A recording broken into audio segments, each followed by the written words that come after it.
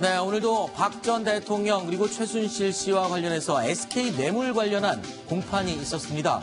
오늘은 눈에 띄는 장면이 어떤 장면이 있었는지요. 매일 굉장히 관심 있는 장면들이 쏟아져 나오는데요. 오늘은 어떤 장면이 연출됐습니까? 네, 오늘 그 SK 뇌물 공판이었습니다. 네. 자, 박근혜 대통령과 최순실 씨가 SK 측에 한 80억 가까운 돈을 요구했다 이런 얘기가 나오면서 이 부분에 대한 재판이 이루어진 건데요.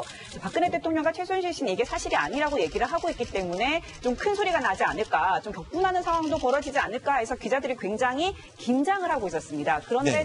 정작 재판에서는 그동안 박근혜 대통령이 뭐 보여줬던 그림을 그리거나 네. 뭐 싱글 웃거나 아니면 뭐 유영하 변호사와 이렇게 대화를 나누거나 하는 그런 모습을 볼 수가 없었고요. 네. 이뿐만이 아니고 최순실 씨 이때까지 뭐 증인들을 노려보거나 뭐 네. 그런 식으로 행동을 하지 않았습니까? 돈을 뭐 부릅뜨거나 이런 행동도 없었습니다. 그래서 기자들이 기사를 쓰려고 굉장히 긴장하고 재판을 지켜봤는데 네. 이런 행동이 없어서 지금 난감한 상황입니다. 그러니까 실제로 이 사회부 기자들이요.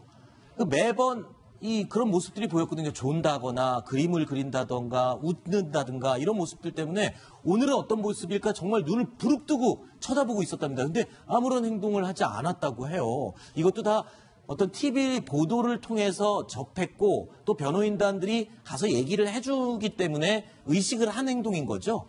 지난주 이제 그 후반부터 이번 주 초반까지 박근혜 전 대통령 등의 법정 내의 태도가 굉장히 여러 차례 보도가 됐습니다. 네. 또 화제를 끌었고요. 그런데 이제 긍정적인 그런 반응이라기보다는 재판을 너무 우습게 보는 거 아니냐, 또는 집중하지 않는 거 아니냐, 아직도 왜 저렇게 하느냐 등등의 부정적인 여론이 더 컸던 것 같습니다. 네. 그런데 이제 박근혜 전 대통령도 변호인과 함께 여러 차례 그런 논의를 하면서 대응을 할 텐데요. 재판에 대한 그런 그 직접적인 부분도 중요하겠습니다만 결국은 이제 그 어떻게 비춰지는지도 이제 굉장히 중요한 부분입니다. 따라서 유영하 변호사를 비롯한 변호인들이 재판할 때 어떠한 태도로 하는 것이 좋겠다, 또는 어떠한 행동을 하지 않는 것이 좋겠다라는 이야기를 하지 않았을까 싶고요. 만약에 제가 변호인이라 하더라도 그런 주의사항에 대해서는 다시 한번 전달을 했을 것 같습니다. 네.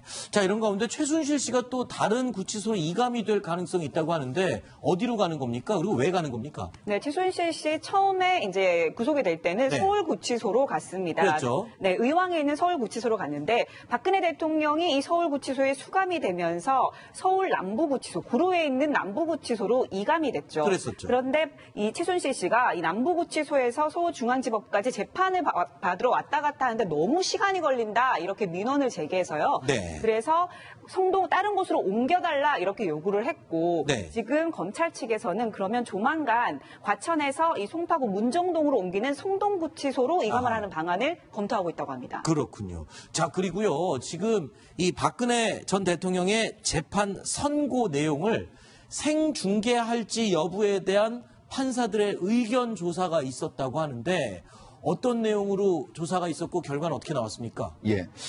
전체적으로 꼭 박근혜 전 대통령의 재판뿐만 아니고 주요 네. 재판을 앞으로 좀 생중계를 하는 건 어떨까 하고 네. 판사들한테 조사를 했습니다. 그래서 네. 설문조사를 했는데 1013명이 같이 이제 거기에 참여를 했는데 네. 그중에 67.8%가 네. 1, 2심에서 변론 생중계를 찬성을 했습니다. 아하. 지금 저게 이제 그러면 왜 대법 3심은 없느냐? 이렇게 그렇게 생각할 수 있는데 3심은 2013년부터 대법원에서 주요에 만약에 할 수 있도록 이미 돼 있습니다. 그러니까 네. 1, 2심만 이번에 이제 여론조사를 한 거죠. 네. 그런데 제가 보기에는 과연 박근혜 대통령 같은 경우는 이제 대통령이니까 뭐 특별한 케이스라고 볼 수도 있겠지만은 주요 피의자들 같은 경우에 자기 자신이 재판받는 것까지 온 국민한테 그게 생중계된다. 과연 그거를 찬성할지 네. 적어도 피의자의 어떤 권리가 아닌지 네. 물어봐서 한다고 하면 그 다음에 뭐 할 수는 있을지 모르겠지만 그거를 재판부가 스스로 결정한다고 하는 건 제가 보기엔 좀 아닌 것 같습니다.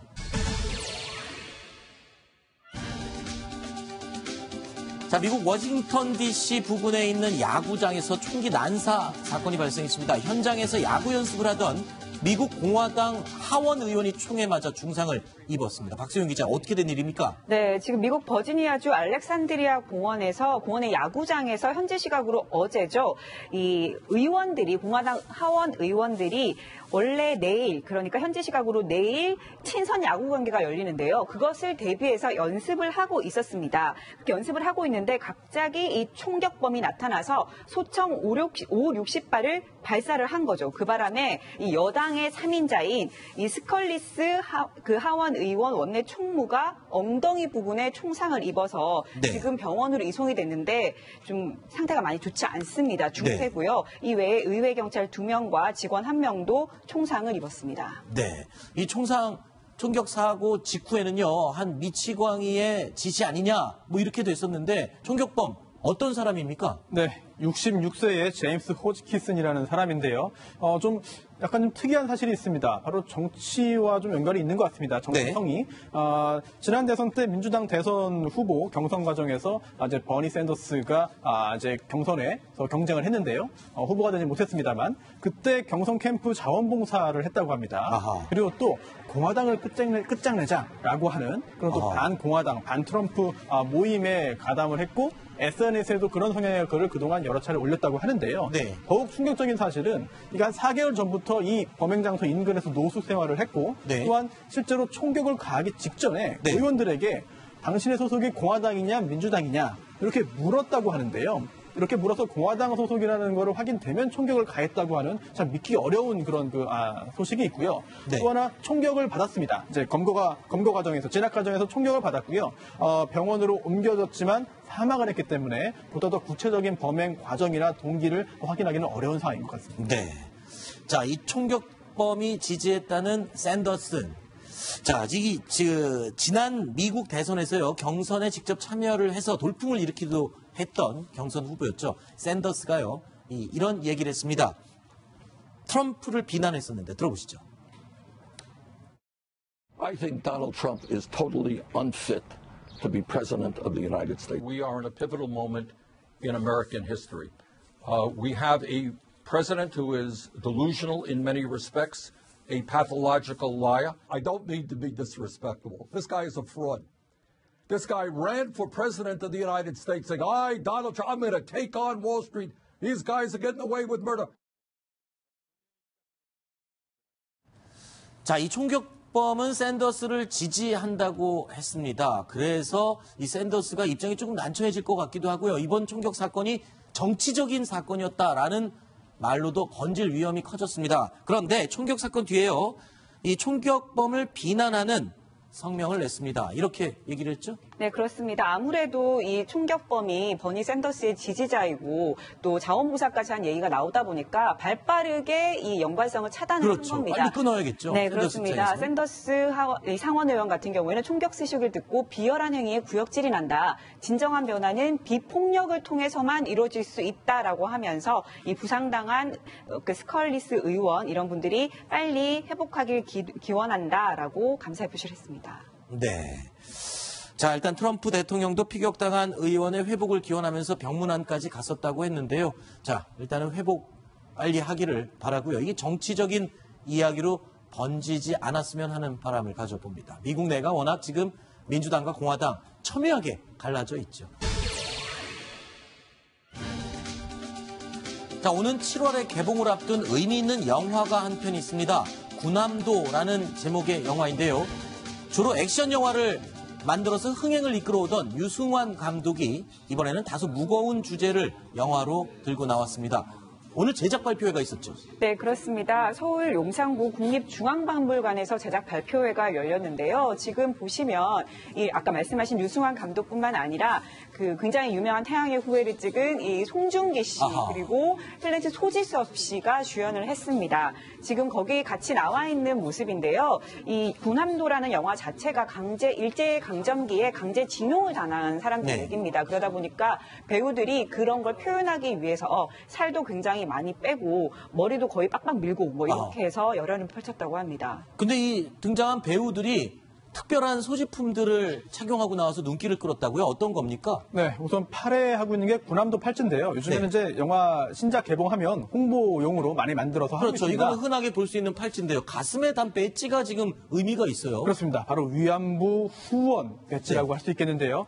여러 단체에서 위안부 할머니들 이제 후원하고 기부를 할 수 있는 그런 배지를 만들어서 네. 판매를 하고 있습니다. 네. 오늘도 이제 군함도도 이제 그 일제 관련된 그런 그 영화이기 때문에요. 군함도 팔찌에는 군함도를 기억해 주세요라고 하는 그런 문구가 쓰여 있었고요. 네. 또 위안부 피해 할머님들을 후원할 수 있는 그런 그 배지를 가슴에 달고 나와서 여러 가지 그 의미, 메시지를 관객들에게 주었습니다. 네, 이른바 개념을 장착한 연예인들이다, 배우들이다 이런 제목으로 지금 인터넷에 기사가 뜨고 있는데 자, 영화 군함도 무엇보다도 초호화 캐스팅이 눈길을 끌었습니다. 출연한 배우들의 이야기 잠깐 들어보시죠.